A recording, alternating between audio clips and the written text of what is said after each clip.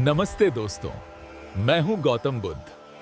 क्या आप जानना चाहते हैं मैंने सब कुछ क्यों छोड़ दिया? क्या आप जानते हैं एक ऐसे राजकुमार की कहानी जिसने महलों की सुख सुविधाएं छोड़कर पूरी दुनिया को जीवन जीने का सही तरीका सिखाया? ये कहानी है गौतम बुद्ध की, एक ऐसी यात्रा जो जन्म से शुरू होकर ज्ञान और शांति तक पहुंचती है। सन 563 ईसा पूर्व लुम्बिनी की शांत धरती पर एक बालक का जन्म हुआ। उसका नाम रखा गया सिद्धार्थ। उनके पिता थे शुद्धोदना, जो शाक्य गणराज्य के राजा थे, और उनकी माता थीं मायादेवी। कहते हैं कि जन्म के कुछ ही दिनों बाद उनकी माता का देहांत हो गया। इसके बाद उनका पालन पोषण उनकी मौसी ने किया। राजकुमार सिद्धार्थ का बचपन बहुत ही सुख सुविधाओं में बीता। महल में हर तरह की खुशी थी, न कोई दुख दिखाया जाता था, न कोई परेशानी। राजा शुद्धोधन चाहते थे कि उनका बेटा एक महान राजा बने, इसलिए उन्होंने सिद्धार्थ को हर दुख से दूर रखा। जैसे जैसे सिद्धार्थ बड़े हुए, उनका स्वभाव बहुत शांत और दयालु होता गया।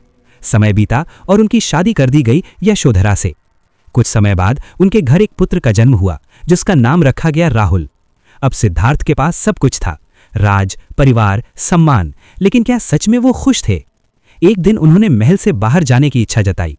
राजा ने रास्ता साफ करवाया ताकि उन्हें कोई दुख न दिखे, लेकिन नियति को कुछ और ही मंजूर था। जब सिद्धार्थ बाहर निकले, उन्होंने पहली बार एक बूढ़े व्यक्ति को देखा, कमजोर, झुका हुआ। उन्होंने पूछा, ये क्या है? उत्तर मिला, ये बुढ़ापा है, हर इंसान को एक दिन ऐसा होना पड़ता है। सिद्धार्थ चुप हो गए। फिर उन्होंने एक बीमार व्यक्ति देखा जो दर्द से कराह रहा था। फिर तीसरी बार उन्होंने एक मृत शरीर देखा और जाना कि मृत्यु हर किसी को आती है। अब उनके मन में सवालों का तूफान उठ चुका था। और फिर उन्होंने देखा एक सन्यासी जो शांत था, बिना किसी चिंता के। तभी सिद्धार्थ ने सोचा, क्या ऐसा कोई रास्ता है जिससे इंसान इन दुखों से मुक्त हो सके? यहीं से शुरू हुई उनकी असली यात्रा। 29 वर्ष की उम्र में एक रात जब सब सो रहे थे, सिद्धार्थ ने अपने बेटे राहुल को देखा, पत्नी यशोधरा को देखा और चुपचाप महल छोड़ दिया। इस घटना को महाभिनिष्क्रमण कहा जाता है। अब वो एक साधक बन चुके थे। उन्होंने कई गुरुओं से ज्ञान प्राप्त किया, कठोर तपस्या की, लेकिन उन्हें सच्चा उत्तर नहीं मिला।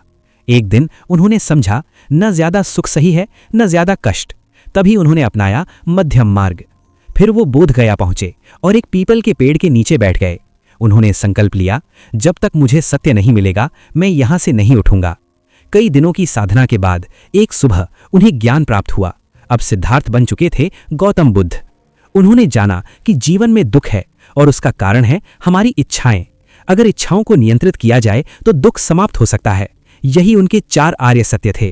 इसके बाद उन्होंने अपना पहला उपदेश दिया सारनाथ में।